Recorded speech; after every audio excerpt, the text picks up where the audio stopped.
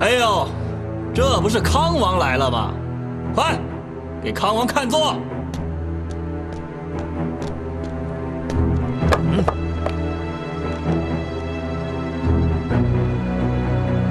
康王，你怎么不坐呀？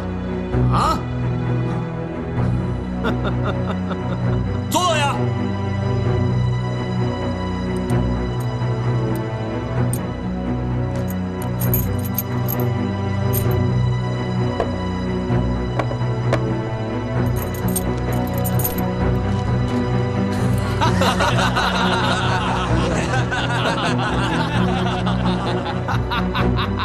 来人，给康王倒酒。喝吧。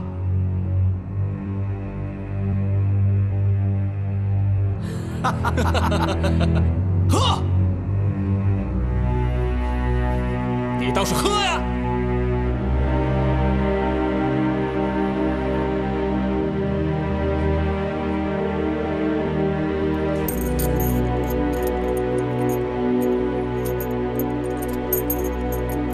康王，今天叫你来，是有一个喜讯要告诉你。喜讯？对，我们要升你做王爷了。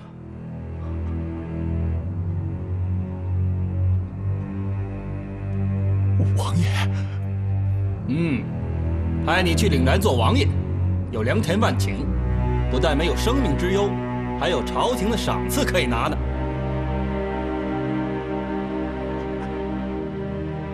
好，好啊，好啊。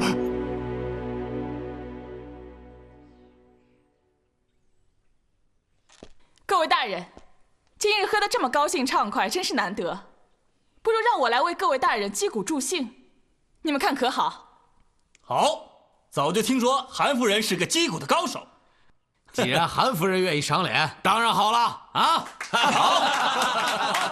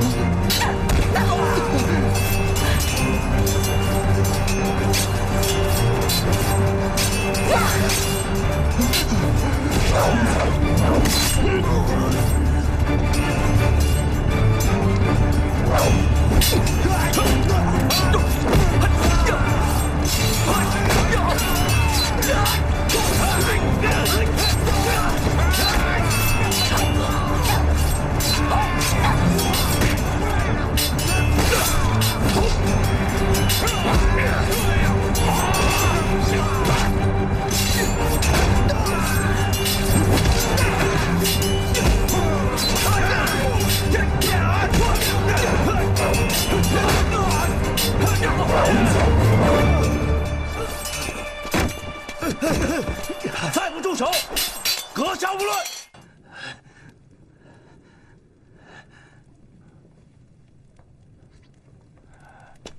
把这2个逆贼收入监牢，听候发落。皇上，苗刘2人大逆不道之举，罪不可赦。但念及其初衷是为了抗金大业，这也是大宋千万军民的共同心声。其行可诛，其心可量，还请皇上从轻发落。好啊，朕都听你的，把他们收监。皇上受惊，微臣罪过。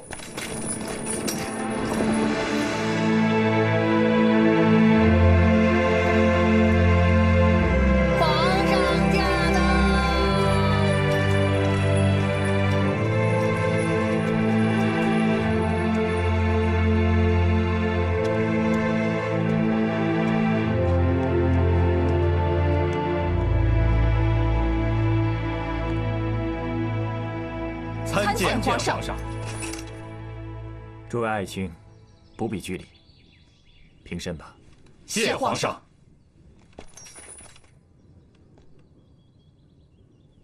今日朕特别让御厨备下酒宴，这一方面是为诸位庆功，二来嘛，就是不想拘这些君臣之礼。你我君臣说一些交心的话，啊！谢皇上。韩世忠、岳飞，你2人可是朕的救命恩人呐！若不是你们及时派兵擒王救驾，力斩逆贼，后果可是不堪设想。2位爱卿忠勇可嘉，实为朕之左膀右臂。有你等忠臣，我大宋必胜。皇上过誉了。皇上，经过这几日折腾，龙体可安。朕只是受了些风寒，没什么的，过几日便好了。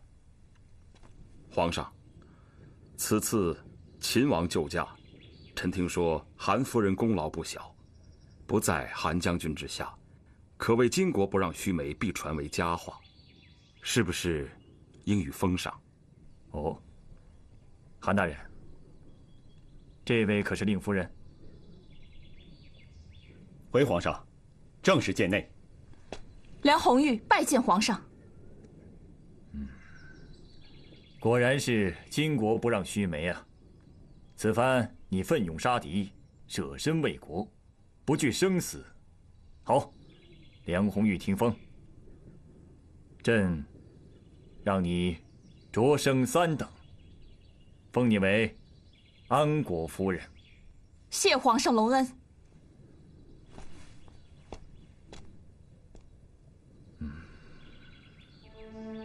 如今金人骑兵南下，建康就是他们毕恭的地方。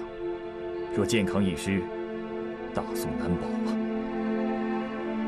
岳飞，李士元虎将，有你守在建康的话，朕会安心很多。皇上放心，末将誓死守卫建康。诸位爱卿，同心协力，保我大宋江山，让百姓不再流离失所，也算告慰困在金营的二弟。迎回二圣，收复故土。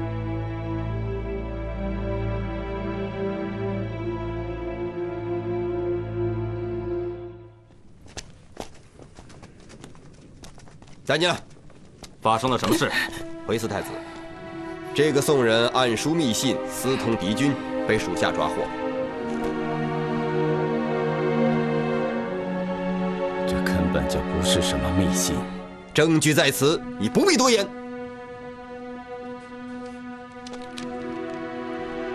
既然你们还是把我当作俘虏，那为什么不把我和那些俘虏关在一起呢？我宇文虚中根本不需要施舍怜悯。这里是我金乌珠的军营，我想把你放在哪里就放在哪里。如果有一天想把你丢出去喂豺狼，也就是我一句话。宇文虚中，你的命是在大宋丢的，是四太子救了你的命，给你衣服穿，给你食物吃。难道你们这些宋人不知道什么叫知恩图报吗？国在家在，国破家亡。我宇文虚中早已将生死置之度外。那这又是什么？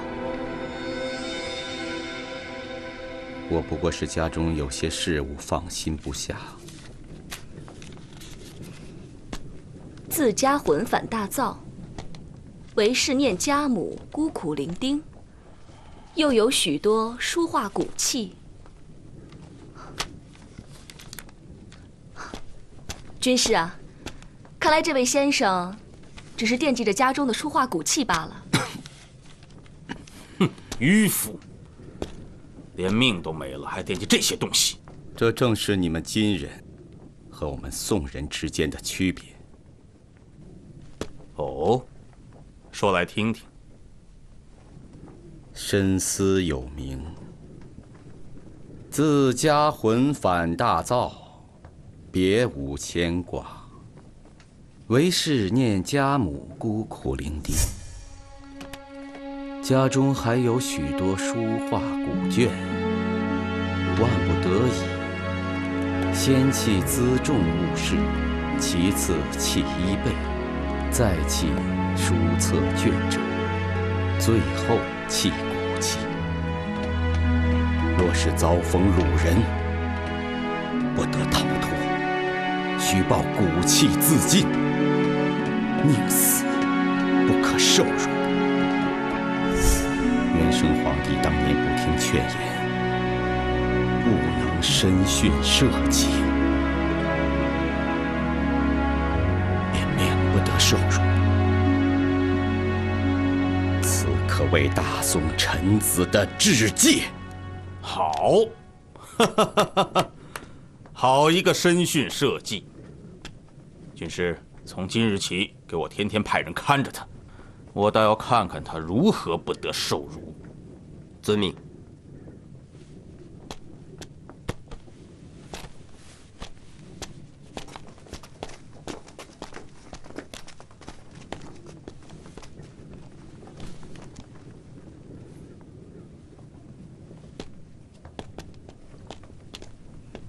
太子，为什么对这个宋服如此关心？哼，南朝有句话，知己知彼，百战不殆。它可以让我更了解宋人的文化。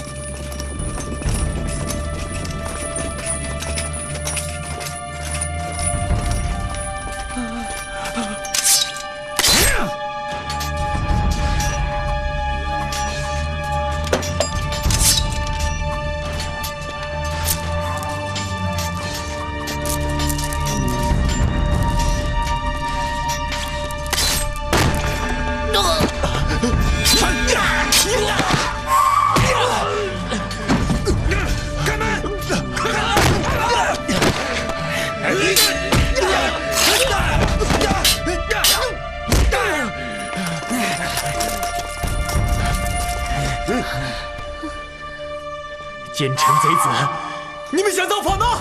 我们来替天行道！昏君，还不束手就擒！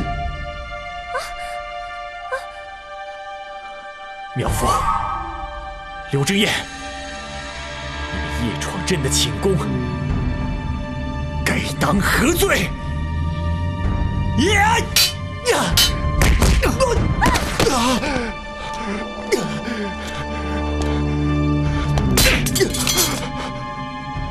皇上还是不要妄动的好。你们这算什么？算什么君臣之道？你当着我们的面说什么讨燕云、赢二胜，如今只知道逃跑，这又算什么君臣之道？朕怎么想，其实你们这些人能够了解的，是吗？这叫骄兵之计。你一代将军，没读过《孙子兵法》，不知道什么叫做兵不厌诈吗？放开我！放开我！哼，相信你这些鬼话的，只有康允和王渊。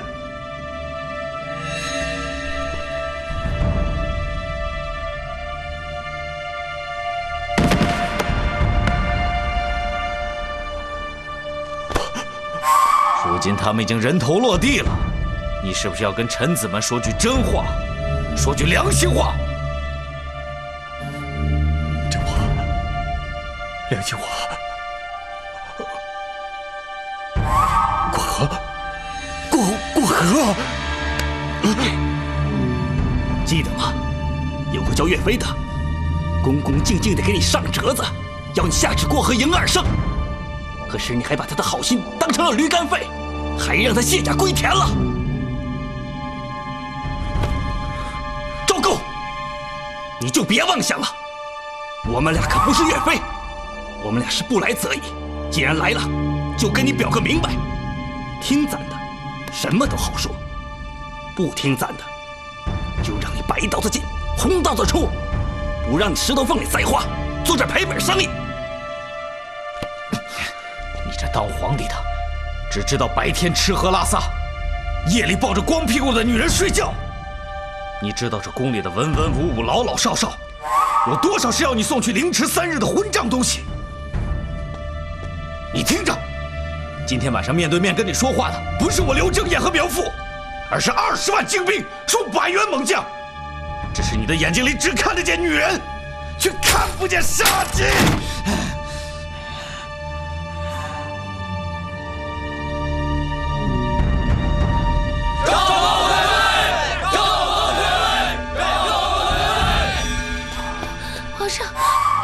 皇上，你们要干嘛？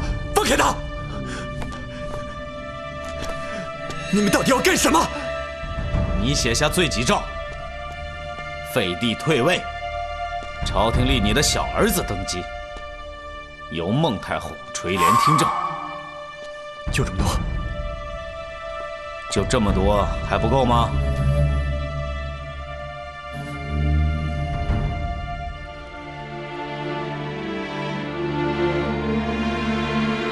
朕自即位以来，所为不至，遭强敌欺掠，使天下愁苦，不可追悔。朕不忍生灵涂炭，逊位以告天下。望肃静自此休兵，不再兵戎相见。夫人，夫人，外面有大批的官兵冲进来了。他们是来干嘛的？请韩夫人跟我们走一趟。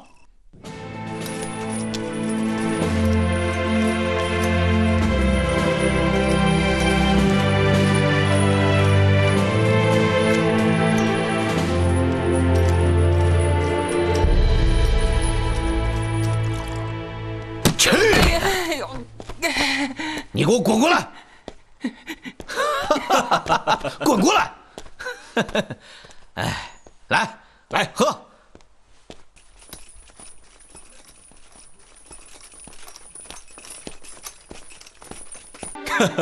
好，韩夫人真是个明白事理的人。来人，备马，护送韩夫人去秀寿。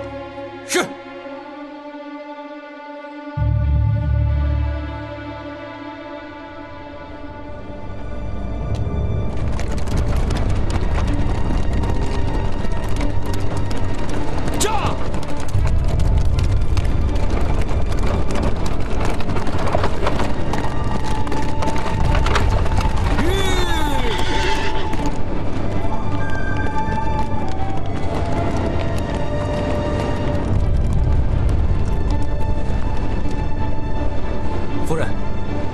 为何停车？夫人，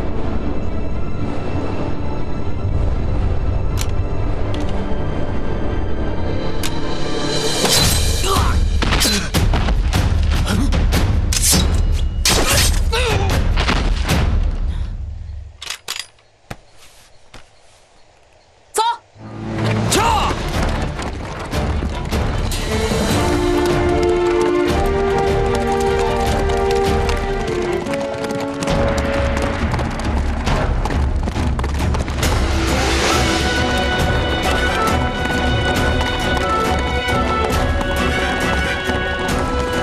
夫人稍等，将军马上就到。夫人，将军，你这次过来是不是出什么事了？京城出大事了！苗父与刘正彦带领手下叛变，深夜入宫，软禁了皇上，强行要他下诏让位。皇上可还安好？人在何处？听宫里的内线说，皇上暂押大牢。来人呐，在。放信鸽。是。大哥，大哥，出事了！这是韩将军所发的飞鸽传书。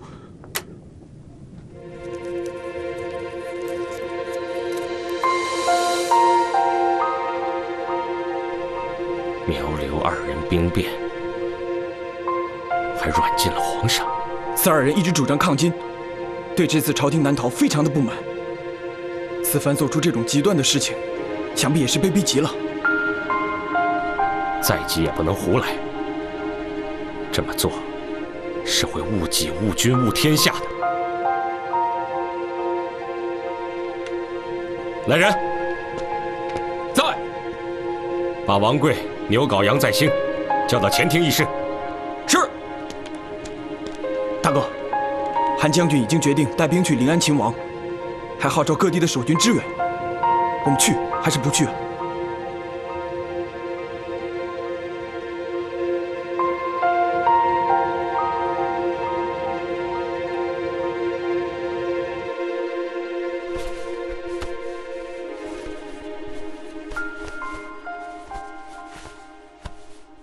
杜帅，韩世忠传信给了各路将士，号召秦王。现在各路将军纷纷响应，那我们什么纷纷响应？除了刘光世去了临安，其他人等都是嘴上热闹，根本没见什么动向。那杜帅的意思是等，大家都在等，我们也别着急呀。临安的局势还不知道怎么样呢。要不我们也学别人，表面响应韩世忠的秦王号召，但实际按兵不动，静观其变。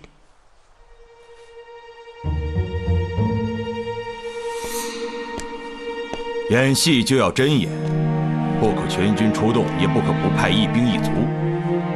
我准备派出一队人马投石问路。如果韩世忠、刘光世赢了的话，那我们便是秦王的功臣；如果苗父刘正彦赢了，我就接受着右丞相之职。还是杜帅英明，这样既是两全之策。但不知杜帅派哪位将领前去临安啊？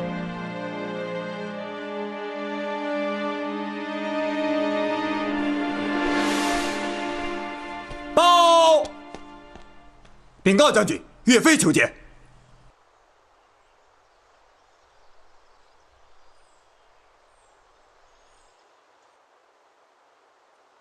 快快有请。是。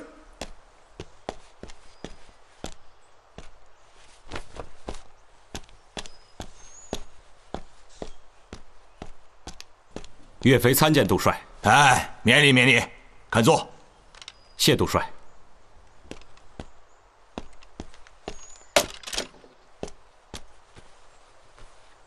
临安之危，想必杜帅已经知晓。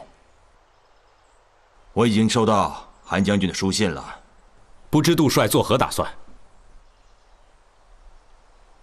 皇上有难，做臣子的自当火速前往救驾。不过，临安固然紧要，汴京已经归了金人，这健康城形势也非常紧张啊。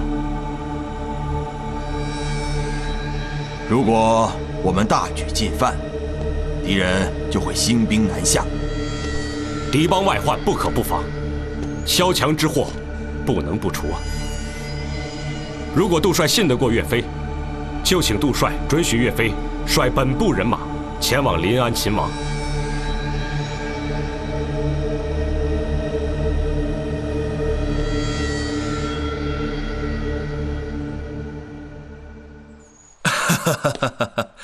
岳将军，秦王是要紧的事，杜帅本该亲自领兵前往临安，但眼下这形势不容杜帅亲自动身啊。若是皇上日后问起杜帅为何不亲自领兵前往，但不知岳将军将如何回答？岳飞是杜帅的手下，岳飞前往临安勤王，等同于是杜帅前往临安勤王。杜帅虽身位在临安，却无时无刻不忧心皇上的安危啊。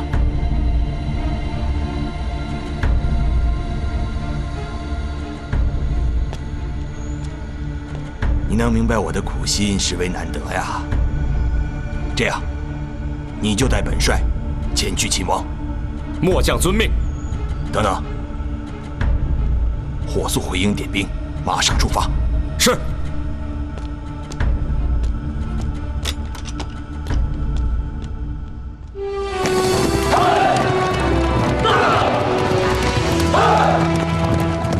此次临安之行，免不了要兵戎相见。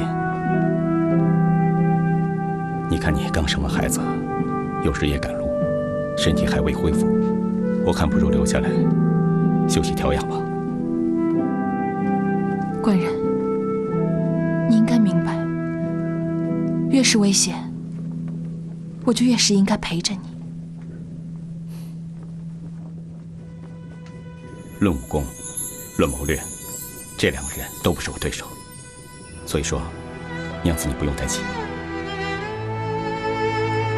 再说，咱们现在已经有了燕儿。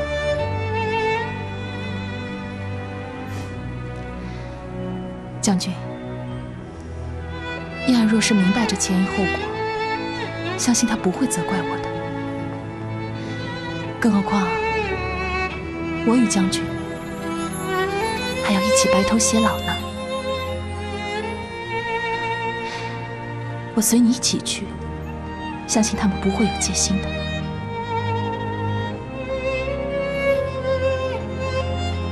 好，咱们俩一起去。来，吃饭了。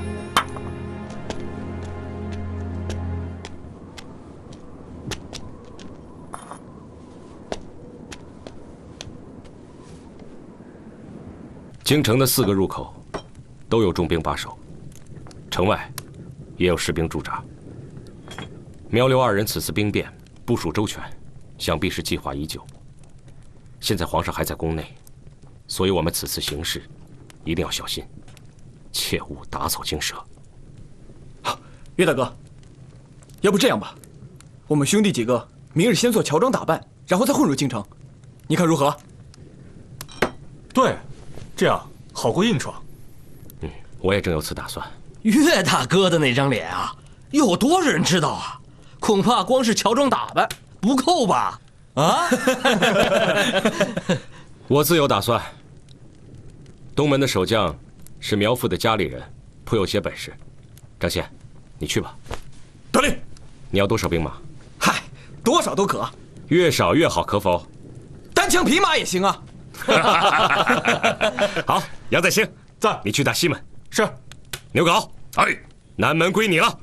太好了，俺老牛这些日子天天领兵马，憋坏了，正好活动活动筋骨啊。北门的守卫最严，人手最多。王贵、傅庆，在，你们俩跟我去。诸位，明日黄昏，韩将军会亲自入宫，一旦确定了皇上的安全，他就会给我们信号，届时我们一起动手。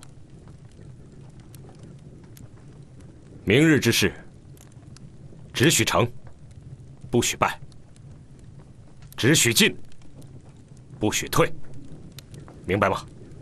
明白。这梁红玉已经去了5天了，怎么还是杳无音讯？莫非情况有变？各地都有人在秦王，甚至包括杜冲和张俊的部下，全都拒绝了咱们的册封。那我们下一步到底该怎么办？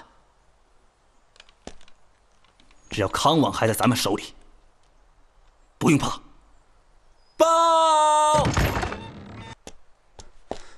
禀报将军，守军来报，韩世忠已回到皇城。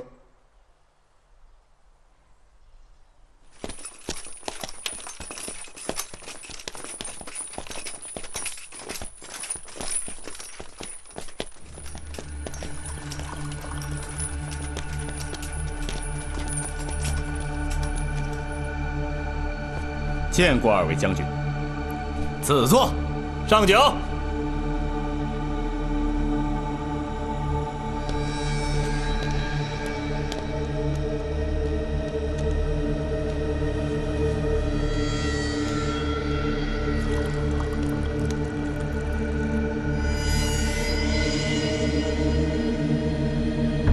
来，韩某先敬2位将军。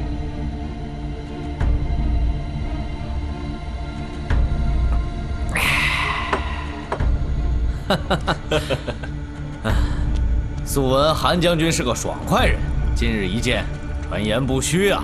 啊！2位有如此魄力，也让韩某十分佩服。实不相瞒，当今朝廷宦官与大臣勾结，武将血洒疆场，却要忍气吞声。说实话，韩某已经忍耐多时了。这么说，韩将军是支持新军的？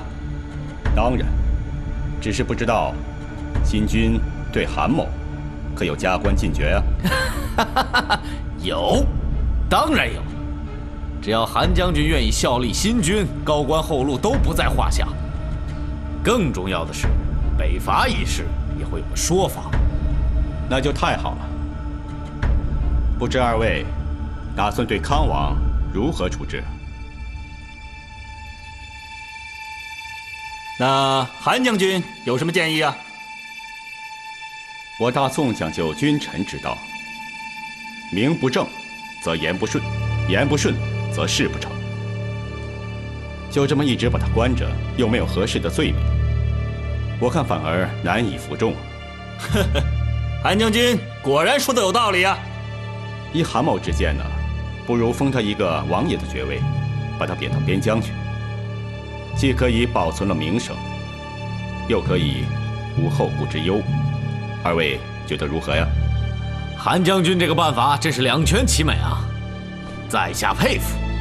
明日我就让皇上下诏。我只是一个建议。来，喝酒。来。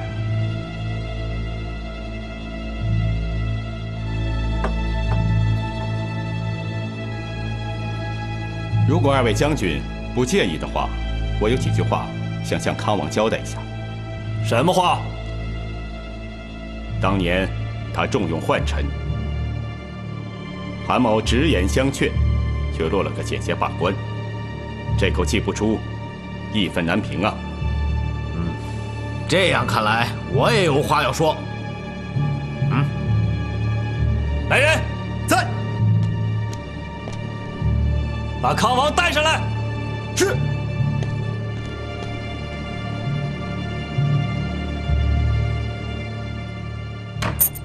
哟，你们这对狗男女，死到临头了还不忘风流啊！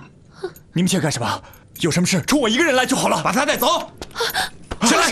你们干什么？走！安飞，快走！等一下，等一下，走！快！好好活下去，好好活下去，走！好好活下去，好好活下去，好好活下去！皇上，皇上。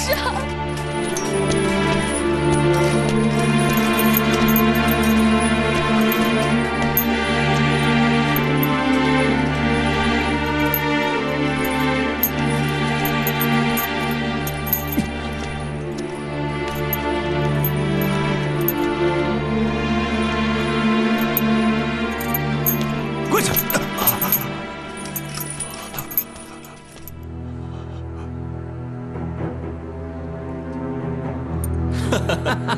哎呦，这不是康王来了吗？快，给康王看座。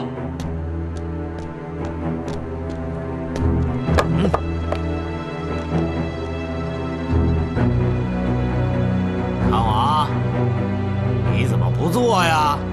啊？坐呀！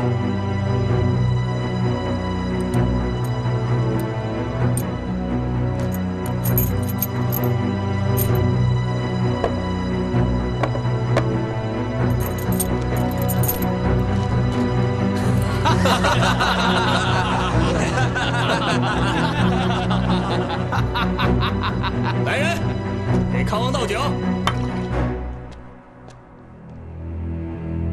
喝吧。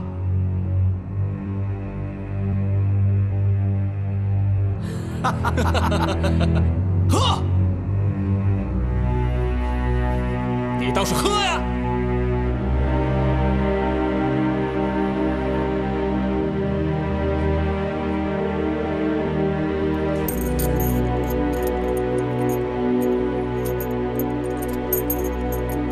康王，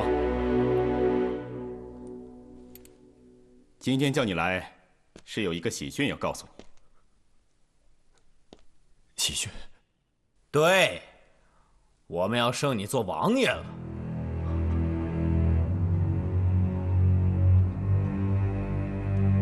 王爷？派你去岭南做王爷，有良田万顷，不但没有生命之忧，还有朝廷的赏赐可以拿呢。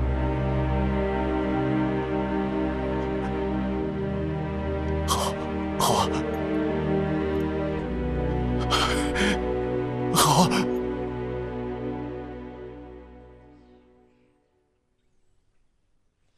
各位大人，今日喝得这么高兴畅快，真是难得。不如让我来为各位大人击鼓助兴，你们看可好？好，早就听说韩夫人是个击鼓的高手。既然韩夫人愿意赏脸，当然好了啊！好。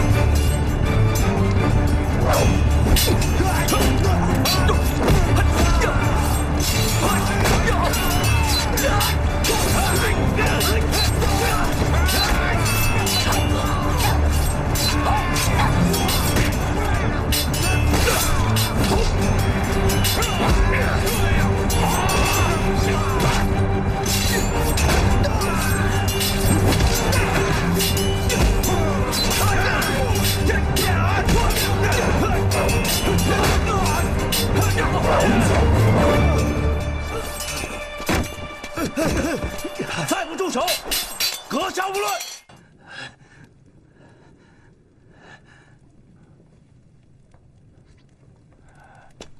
把这2个逆贼收入监牢，听候发落。皇上，苗刘2人大逆不道之举，罪不可赦。单念及其初衷是为了抗金大业，这也是大宋千万军民的共同心声，其行可诛，其心可量，还请皇上从轻发落。好啊，朕都听你的，把他们收监。皇上受惊，微臣罪过。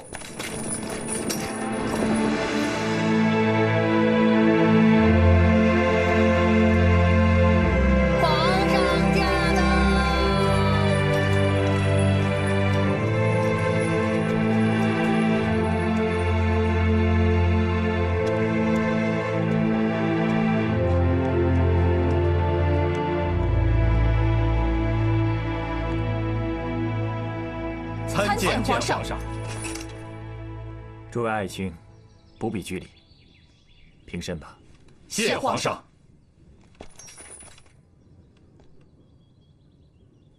今日朕特别让御厨备下酒宴，这一方面是为诸位庆功，二来嘛，就是不想拘这些君臣之礼。你我君臣说一些交心的话，啊！谢皇上。韩世忠、岳飞，你2人可是朕的救命恩人呐！若不是你们及时派兵擒王救驾，力斩逆贼，后果可是不堪设想。2位爱卿忠勇可嘉，实为朕之左膀右臂。有你等忠臣，我大宋必胜。皇上过誉了。皇上，经过这几日折腾，龙体可安？朕只是受了些风寒，没什么的，过几日便好了。皇上，此次秦王救驾，臣听说韩夫人功劳不小，不在韩将军之下，可谓巾帼不让须眉，必传为佳话，是不是应予封赏？哦，韩大人，这位可是令夫人？回皇上，正是殿内。梁红玉拜见皇上。果然是巾帼不让须眉啊！此番你奋勇杀敌，舍身为国，不惧生死。好，梁红玉听封。朕让你擢升3等，封你为安国夫人。谢皇上隆恩。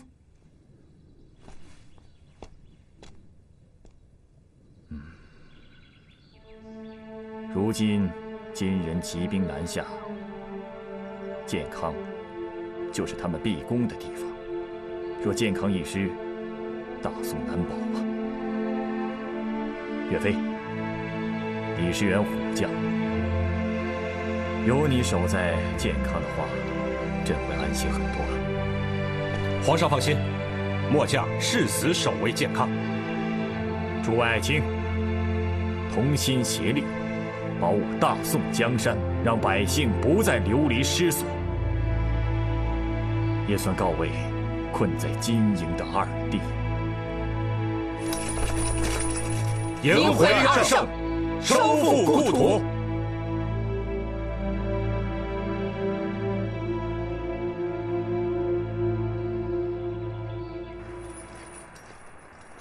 岳飞啊，金人大军逼近建康，眼看就要危及江南，情势骇人。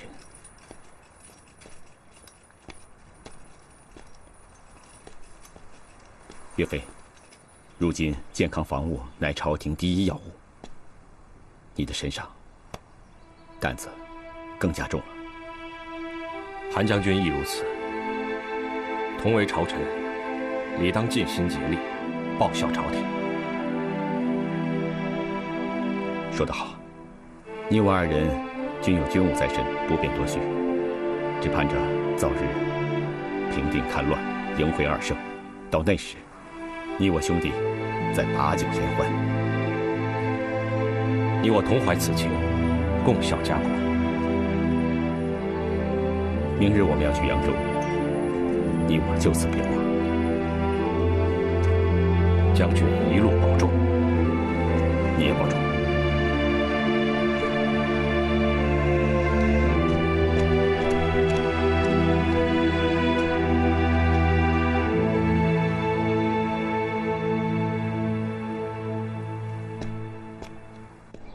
梁红玉智勇双全，苗刘兵变之时，先智取苗刘，随后夜行300里到军中给韩世忠通风报信，又帮助韩世忠救了皇上，因为救驾有功，被封为安国夫人。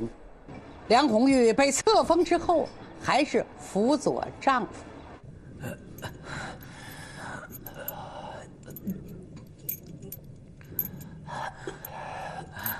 皇上驾到！皇上驾到，还不跪谢？还不跪谢？还不跪谢？行，跪谢，快点，快一点，快点，跪谢！叩见皇上。起来吧。还不跪谢？不必了。照他们俩的意思，现在是该气昂昂、雄赳赳地站在金銮宝殿之上，而不是可怜巴巴地站在这里。你们两个对皇上大不敬，是要摘脑瓜子的。你们知道吗？这两个人什么都怕，就是不怕摘脑袋。他们可是9头鸟转世，这脑袋是摘不完的。你两个呀，嘴里总是掰掰咧咧的。如今皇上就在眼前，想说什么赶紧说呀！今天你们两个必须跟朕说清楚，到底是谁让你们来废朕的地位？原来皇上还没有忘了这个朕字，而且越说越带劲儿了。大宋的子民虽然没有让你摘脑瓜子，但长的却是没有脑瓜子的命。你们两个不用再装了，这里可没有大将府的人。来，告诉朕，到底谁指使你们进来的？是韩世忠，还是杨遗嘱？是杜冲，还是张俊？谁都不是，是康吕，是王渊，一派胡言。他们俩可是天朝的2根龙柱，怎么会做这等事情？扬州撤退时，他们2人在江边征用明船300余艘，载运自己的家私及女眷，老百姓被推下水，成千上万，尸浮满江。天朝的龙柱，他就是干这种事情的吗？王渊不断给康吕送礼，康吕不断保举王渊升官，这2人上下其手，狼狈为奸。就是他俩的恶行，指使我俩起兵夺政，另立新帝的。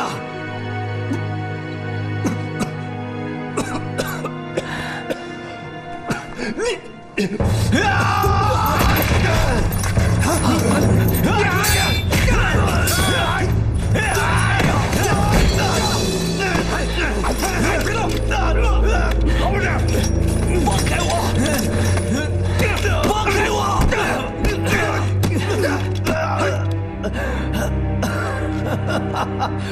如此好的身手，全都用在了逃跑上，可笑！给人！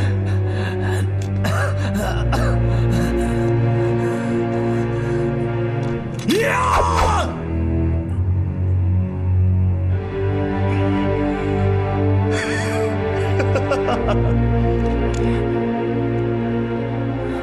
可笑的是，你们俩想让朕把你们斧刀毙命，那是不可能的。朕要让你们尝尝一创神功，喧哗兵变，凌迟示众的滋味。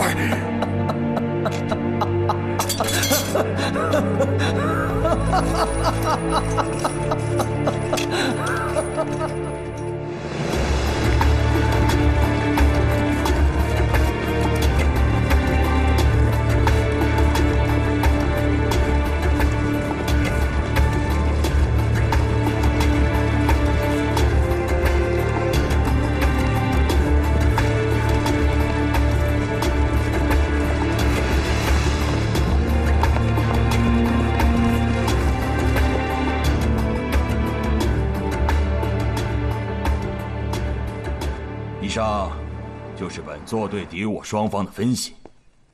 下面，敌人的部队现在处于健康府以及附近的山脉之中，而我军正处于敌军的正北方向。攻击区里有长江，有沙滩，有沼泽地，有高山丛林。本军攻击部队有骑兵72000人，步兵119000人。我预计打健康城这一战，应该打上4天5夜。我军伤亡的兵力应该占全军兵力的1/3。我们能使用的阵法有突破阵、4方分击阵，还有10面埋伏阵。当然了，最后还是要等四太子确定了攻击目标之后，我们再做定夺。这王高屯与三角洲之间加了一个马家渡，此处是急流与悬崖纵横交错之所，是罕见的天险。大宋认定咱们不会以马家渡为攻击目标。四太子，末将愿立下军令状，10个时辰之内强占马家渡。有马家渡上去，可能如入无人之境，本军全无伤亡，也可能遭遇伏击，伤亡可就不止1/3了。这可不是逞能的时候啊！四太子，自古沙场一局棋，末将就是这个走法。咱们是明知山有虎，偏向虎山行。四太子，上马家渡是一个绝招，但也是一个险招。我认为攻健康城应该是智取，不应该是力取。如果我们要上马家渡的话，尸横遍野，堆积如山；但如果我们直接攻一柱天，反而会易如反掌。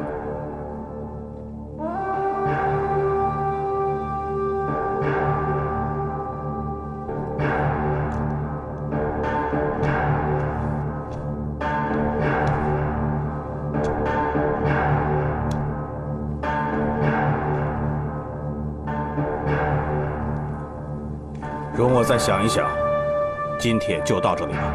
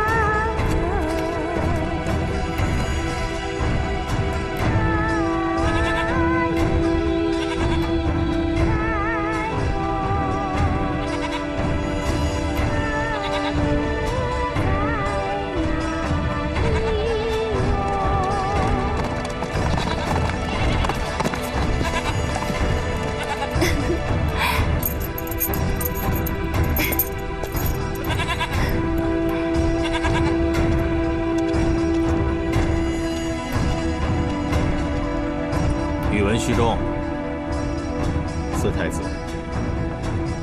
一早就在这里躲清静，为什么不随我去打猎呢？臣没有这个兴致。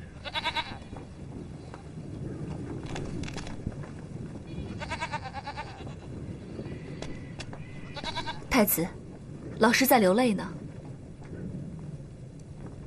汉人不是常说“自古男儿不流泪”，只因未到伤心时。看来老师的心里是有伤心的大事啊。老师，有什么心里话就说出来，也许能帮上你的忙。灵妃说的是，有什么委屈就告诉我们。是不是詹寒又找你的麻烦了？多谢四太子，曲中一切甚好，只是刚刚听到灵妃唱的那首歌谣，一时心生感叹罢了。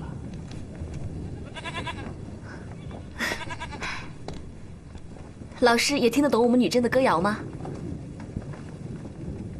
灵妃唱的可是《等阿哥》那首歌吗？是的。这首歌曲律哀怨，叫人听起来悲天伤感。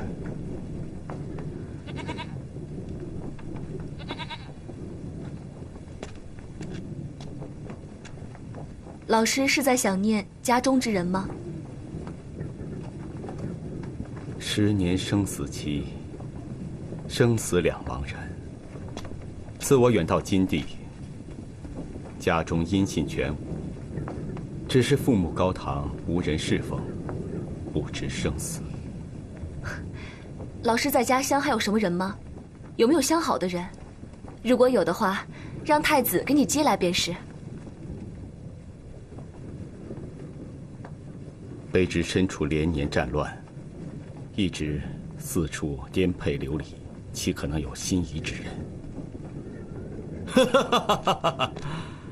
我们女真的好女子多的是，只要你愿意，我赏赐给你。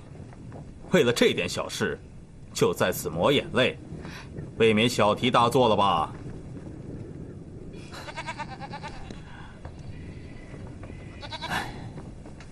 哎，老师，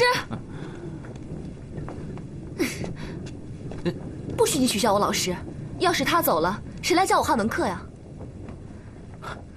说的是啊，都是我不好。走，咱们去把他抓回来。老师，老师，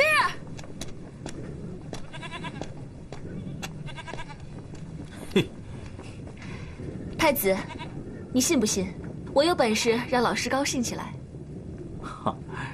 人说千金难买一笑，爱妃若博得那冥顽之人一笑，我会重重赏赐你。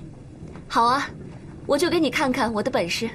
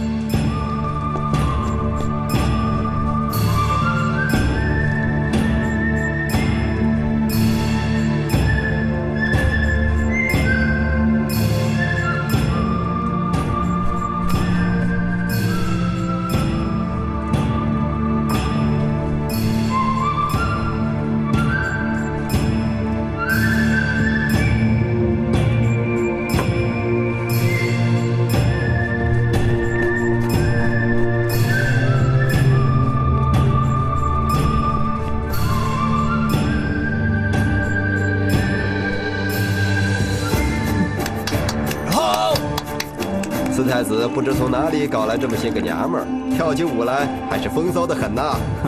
全是灵儿她搞的，我也不知道这么个帮忙。看看韩将军吧，他的口水已经流到碗里去了。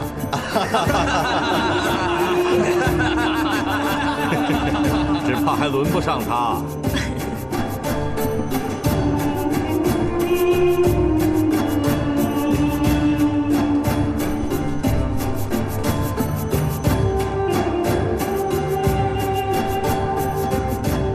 先生，我给你敬酒，你喝吧。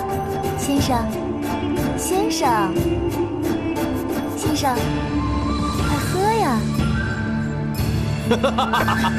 是啊，宇文虚中，不喝我们女真女子的酒，可是要挨刀子的。先生，来。谢谢姑娘的好意。宇文虚中今天已经喝得很多了，再喝就醉了。先生，来喝酒嘛。先生，先生。我看你不是不能喝酒，是看不起我们女真人。你们这些汉人，就是一身骚气，还嫌我们的女子。来人，把这个人给我拉下去！夏金乌，何必弄得这么剑拔弩张的？司太子，你为何要对他这么好？这不用你来操心。喝你的酒吧。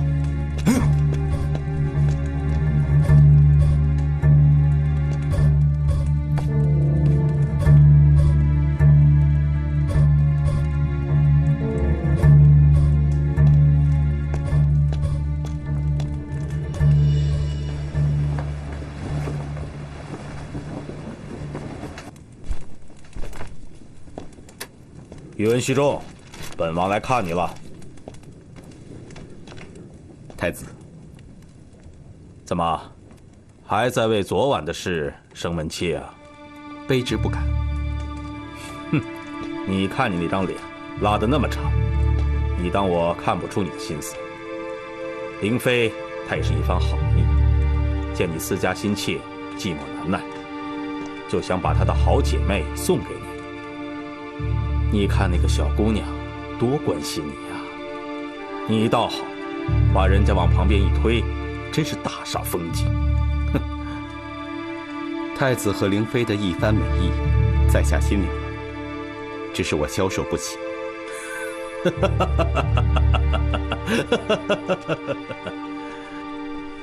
你是不是不喜欢阿雅？我这里的女子多的是，任你挑选。你要是不喜欢我们女真的女人，我这里有汉族的贵妃，还有公主，你看上谁，偷偷告诉我就。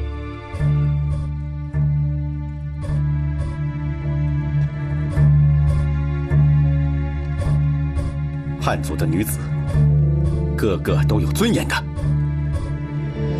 因为我们从来都不把她们当作淫乐的工具。我宇文虚中不是什么圣人。但是祖宗的礼法、人伦道德，我时刻铭记在心，不敢逾越。哼，别跟我说这些冠冕堂皇的大道理。你们的皇帝3宫6院，有的女人一辈子守在深宫，也未能被临幸一次，谈什么人伦道德？狗屁！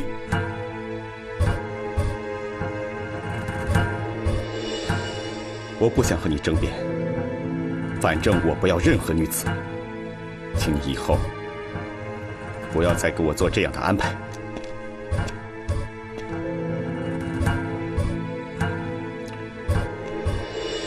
我记得以前你跟我说过，家中只有高堂老母，不知生死。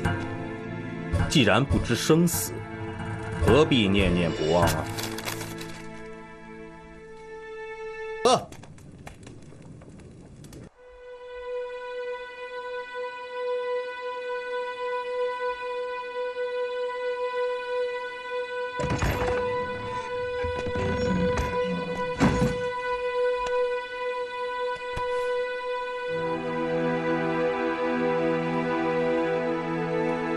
当年，苗父刘正业以武力相逼，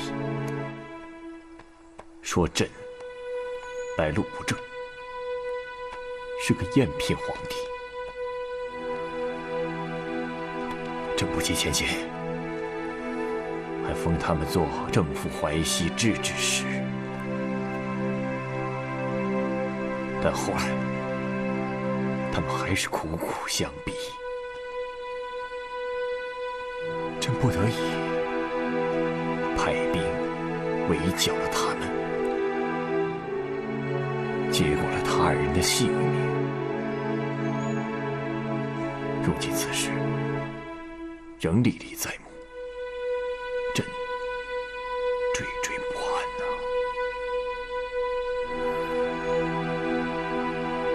皇上，您受惊了。不过现在有韩世忠还有杜充这些忠臣侍朝，皇上将无后顾之忧了。韩世忠，你看看，这些都是韩世忠和岳飞给朕上的奏折。朕刚刚给他们加官进爵，他们却处处不体恤朕的圣意，还掉过头来说朕不好。朕到底该如何去做，才能让他们满意？朕要怎样掏心掏肺，才能让他们臣服？请皇上息怒。那日，苗刘逆贼可以当着我的面砍了王渊、康女的头颅，把朕赶出皇宫。难保那一天，韩世忠、岳飞会重蹈覆辙，令朕万劫不复。那日，苗刘逆贼可以当着我的面砍了王渊、康女的头颅，把朕赶出皇宫。难保那一天，韩世忠、岳飞会重蹈覆辙，令朕万劫不复。祖宗教训历历在目，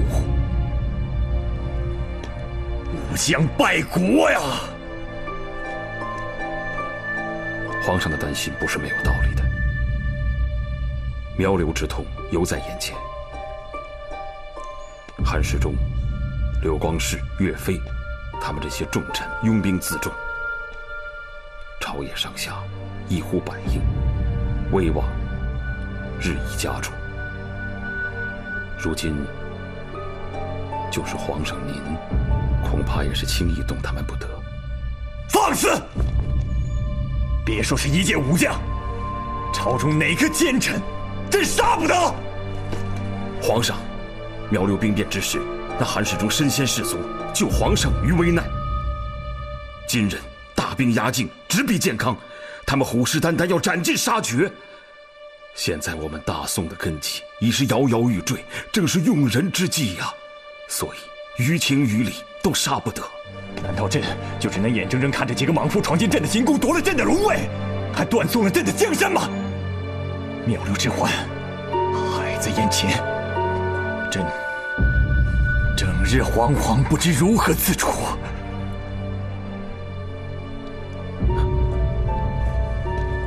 皇上稍安勿躁，这奏折不过是那些武将莽夫们的一时冲动，还没有形成什么气候，也还没有到不可控制的地步嘛。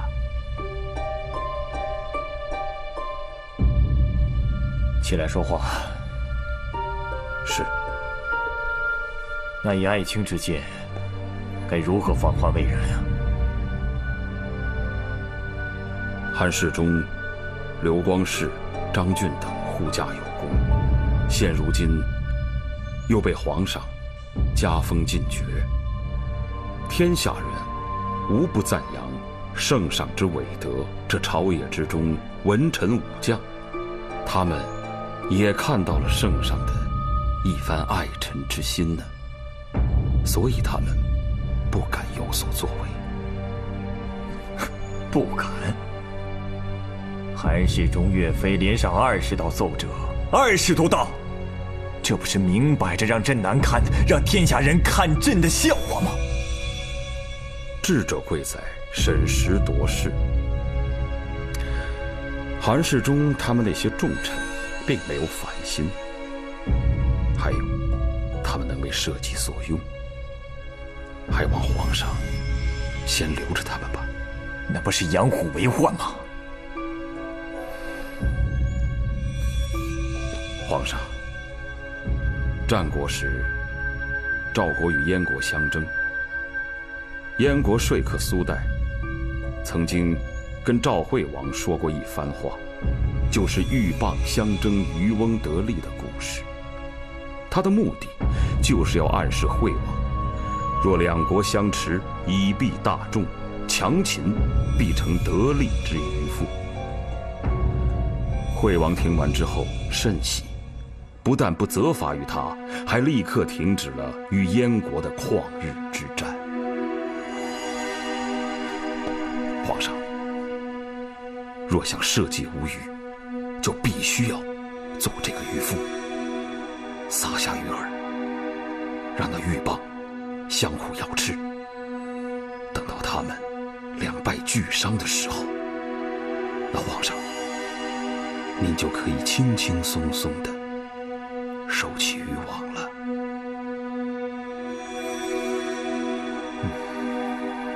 秦爱卿，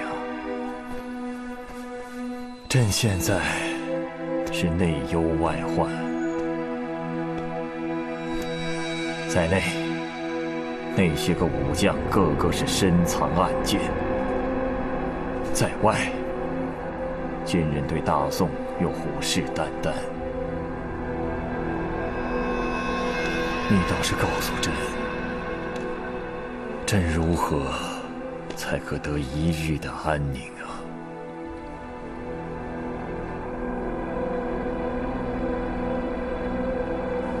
皇上，微臣倒有一策可解皇上之忧。快快讲来。答应金人和议之情，削去帝号，降为金人之藩属，如此才可求得自保。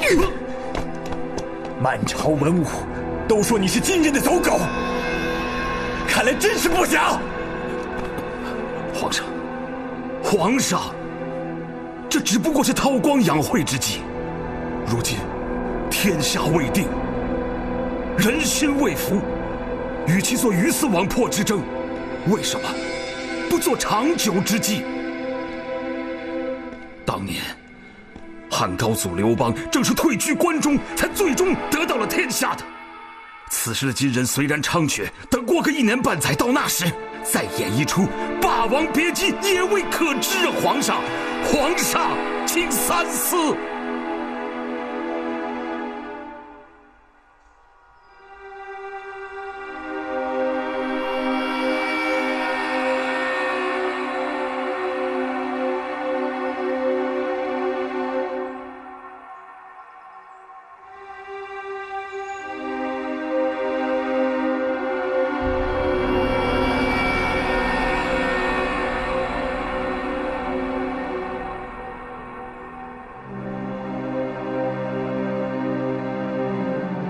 臣告退。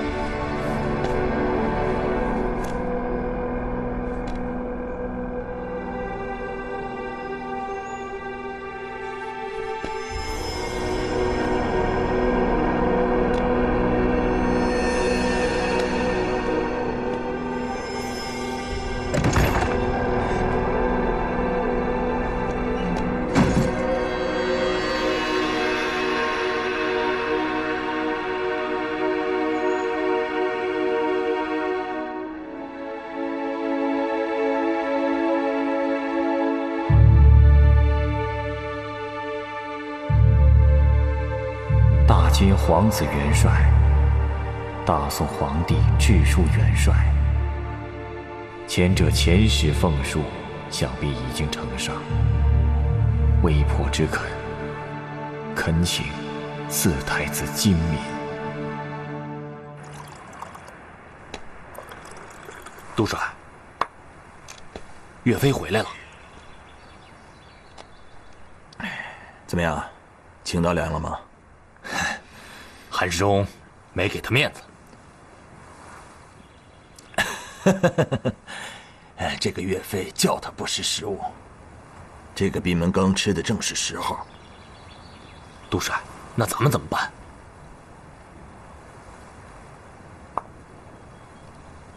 既然到了鱼死网破的时候了，我们不要坐以待毙，要学会未雨绸缪，给自己也留条后路啊！是，督帅交办，我自有安排。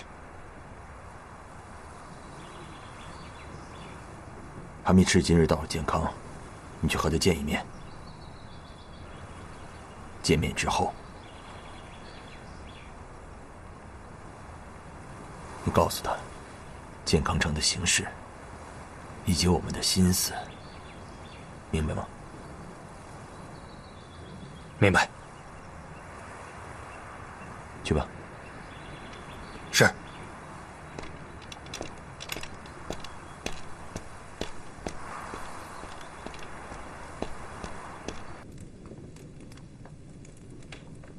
这已经是你第3次回旗了，岂有此理！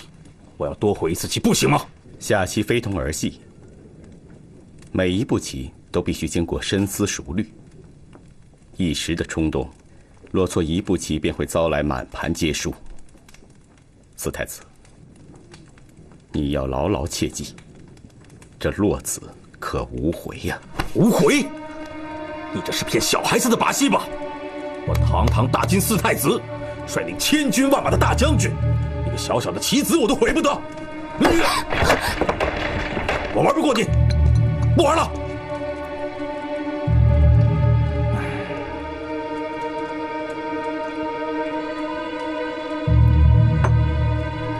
如果是在战场上，你也那么冲动的话，那你摔下的可就是千千万万的兵马。你连这几个小小的棋子都把握不好，怎么能去指挥那些千军万马？以你今时今世的所为，你也只能是个军而不是个将。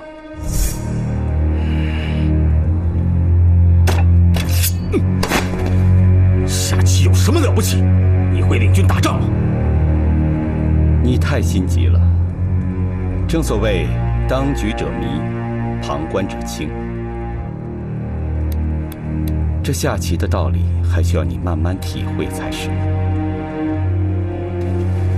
来，你先把这些棋子捡起来，我们再来一局。宇文师忠，你太不把我金兀术放在眼里了。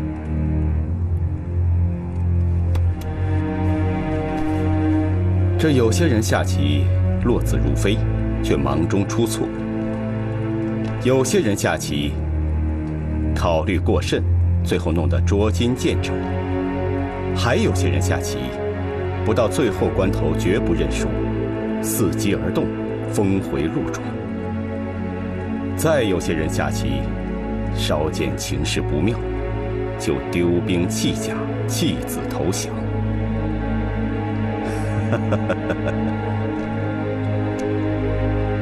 四太子，你是哪一种人？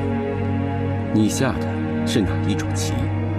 可全凭你最后一念。大胆！在我堂堂金庭之上，岂容你一个宋人大放厥词？把他拉下去！等等，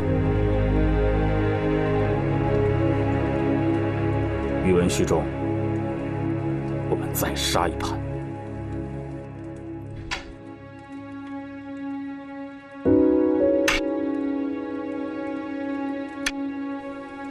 哈密赤，你来干什么？我这里有高宗书信一封。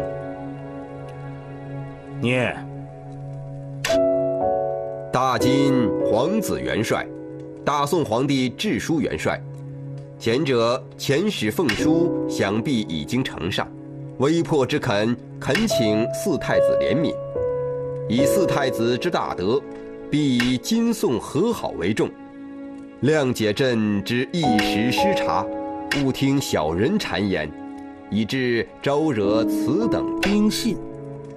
现守则无人，分则无地，朕抚育不定，深忧惹出事端，致使举国军民不能奉承四太子之大德，故拜上指挥之权，愿削去旧号，使天地之间皆大金，且无有二上。敢望四太子发扬恩德，对朕加以存全。所有预约事务，必一一谨记听从，便当歃血灼盟，传之万世，其为大恩。何以封此？其函应后，万恳求，哀请命。大宋皇帝赵构。该你白子了。四太子，你真的觉得这是大宋皇帝亲笔写的吗？你告诉我，下棋的时候要身心相合，不能心有旁骛，不然一子走误，满盘皆输啊！四太子，将军。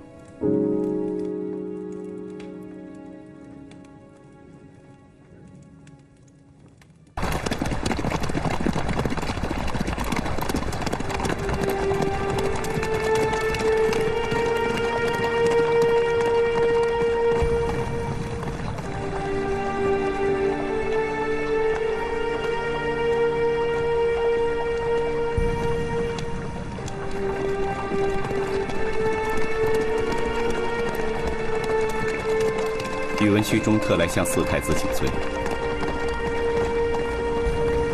宇文虚中，你今天的话深深地刺痛了我，望太子恕罪。你们汉人不是常说忠言逆耳，今日听来，岂止是逆耳，简直就是逆心。可是我仔细想了想你说的话，没有一句话不是暗含深意，振聋发聩。宇文虚中，谢谢你敢对我说这些话，一字一句我都记在心里了。四太子能如此体谅我的一番苦心，我宇文虚中万死不辞。你们宋人能做到的，我金兀术也能做到。四太子，自古有勇而无谋，难得天下；有谋无义，难得民心呐。隋炀帝为何亡国？就是因为他骄奢淫纵，图一时之欲，而李世民却处处怜惜百姓，对待前朝的官吏也不为难，愿意留下的可以继续为官，而不愿意侍奉新朝的便可告老还乡。所以隋朝将领对李家心存感激，衷心拥护，齐心辅助，共图盛世。得民心者得天下，贪胜只能失天下。这深奥的道理，却蕴含在这小小的棋盘之上。汉人的智慧果然非同凡响。既然有前朝的先例可以效仿，你为何还要执意攻打建康？如今南宋刚刚平定叛乱，赵构一心苟安。你听听他那封信，哪有大朝君王之威？此时他正在休养生息，疏于防范，而我们大金兵强马壮，又有里应外合之力，一举攻下建康，岂不事半功倍？高宗已经派岳飞去镇守建康，更有韩世忠等大将在扬州做策应，足见其有防备之心。此时万万不可轻举妄动，以免陷入深潭，不能自拔。你是不是又要跟我说那套以德服人的老话？德乃社稷之根本，高宗议和之心，你何苦要煽动兵戈，涂炭生灵？你记住，我学习汉文化，有你这样的汉人，可是我的骨子里流的血，永远不会改变。在我金兀术看来，从来没有什么议和求安之理。天下万物众生只能为我征服，你也一样。哼！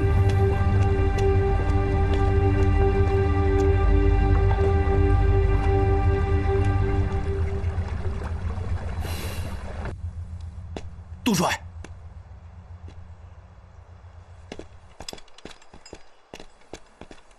事情准备的怎么样了？货都已上船，只要您一声令下，今夜就可以撤走。好，一定要小心谨慎，千万不要有半点疏漏。明白。报，岳将军求见。传。是。杜帅，那我先退下。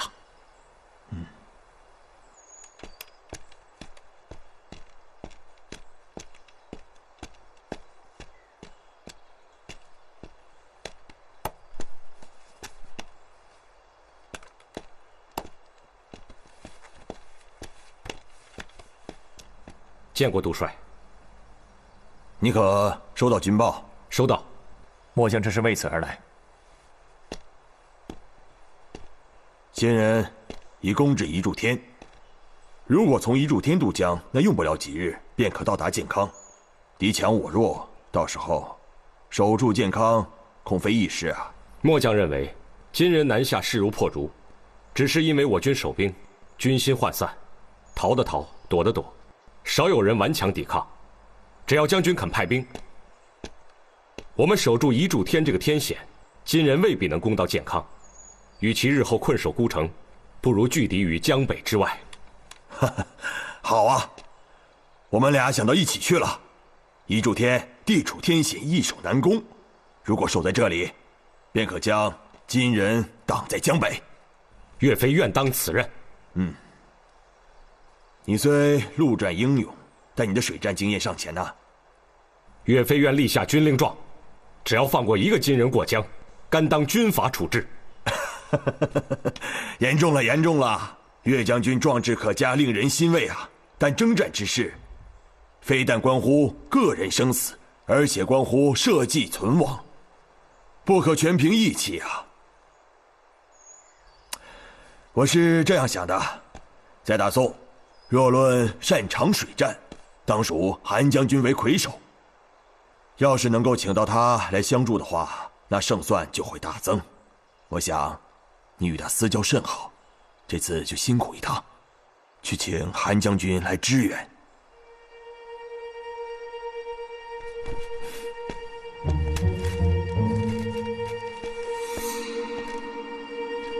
军情危急，请务必将韩将军请到。末将遵命。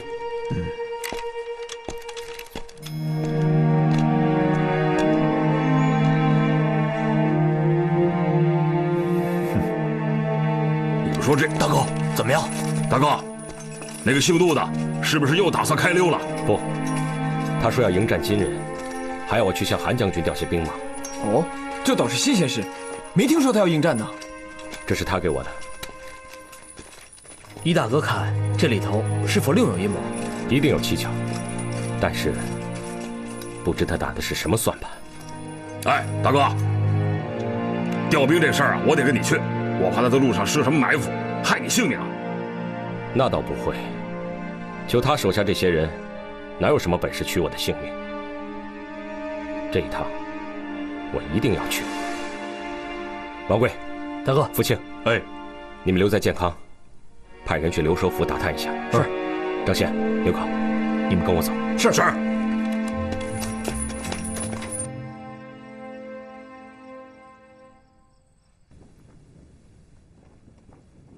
报，将军，岳飞求见。快行。是。那我先下去了。兄弟，好久不见了。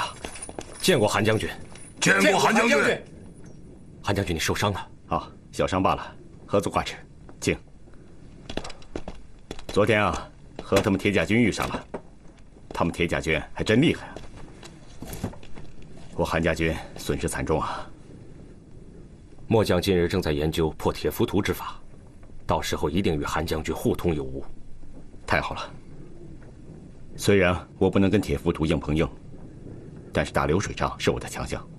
我打算在这里屯兵，等到金人南下不成北撤之时，我在这儿阻截他们。好，到时候如果需要岳飞接应的话，请尽管说。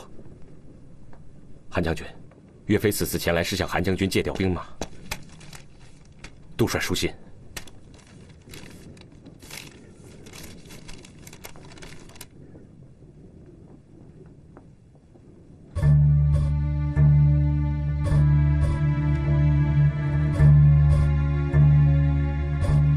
韩将军，中原之地尺寸不可欺啊！况且建康是江南的门户，一旦这门户没了，整个江南可就没了。建康告急，杜充不但不逃，还要邀我共同抗金。这个时候又让你借调兵马，分明是调虎离山之计啊！什么调虎离山？兄弟，你还看不出来杜充的为人吗？金人想攻打建康最大的障碍，就是你岳家军呢。这个时候，让你到我这儿借调兵马，分明就是调虎离山之计，想让金人趁机入城啊！他娃儿的，原来如此！什么狗屁杜充啊，简直就是毒虫嘛！多谢韩将军提醒，看来岳飞得尽快赶回建康了。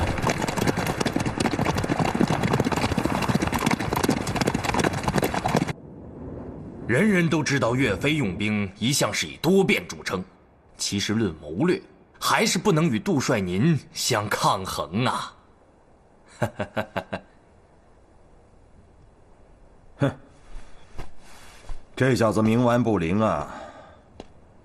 金人一旦攻进来，我怕他负隅顽抗，到时候会死伤多少无辜的百姓啊！我这可是善举啊！是。杜帅一向以百姓的安危为首要。东西准备的怎么样了？都准备好了。好，今晚寅时动身。是。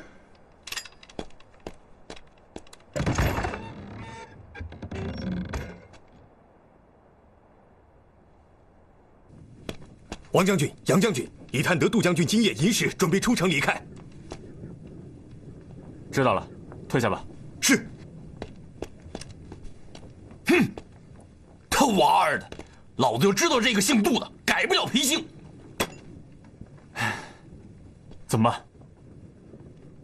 现在岳大哥正在赶回的路上，如今看来，我们也只能尽量的先拖住他。这个好。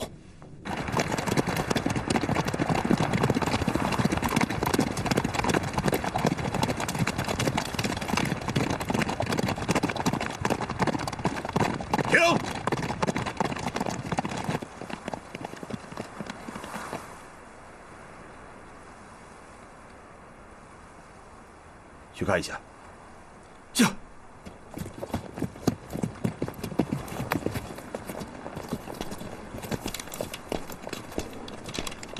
守城的是哪部分的？王将军，我们得到军情，说这几日可能会有金人来攻打，所以岳将军特意派我来加强守卫。知道了，都给我精神点儿！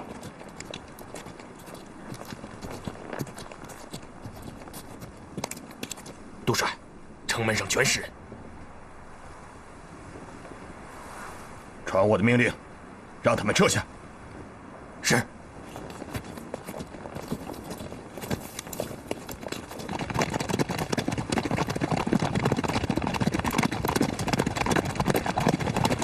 杜帅有令，叫你们立即撤下，违者军法处置。王将军，我们是奉了岳将军的命令才在这镇守的，就算是要撤，也还是等岳将军的命令撤，比较稳妥吧？你好大的胆！叫你们立即撤下！哼！再不撤，我砍了你的脑袋，你信吗？你敢！王将军息怒！王将军，王将军息怒！王贵，原来你也在此守卫。刀剑无眼，应该用来对付金人才对。把枪都放下吧！我是奉差听令，叫你们立即撤下。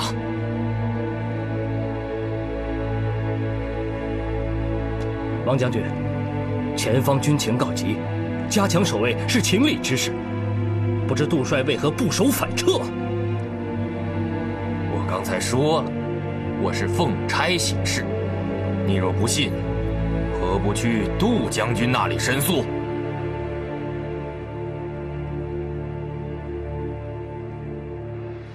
王将军言重了。来人，在，传令下去，全体守军撤下。是，王贵。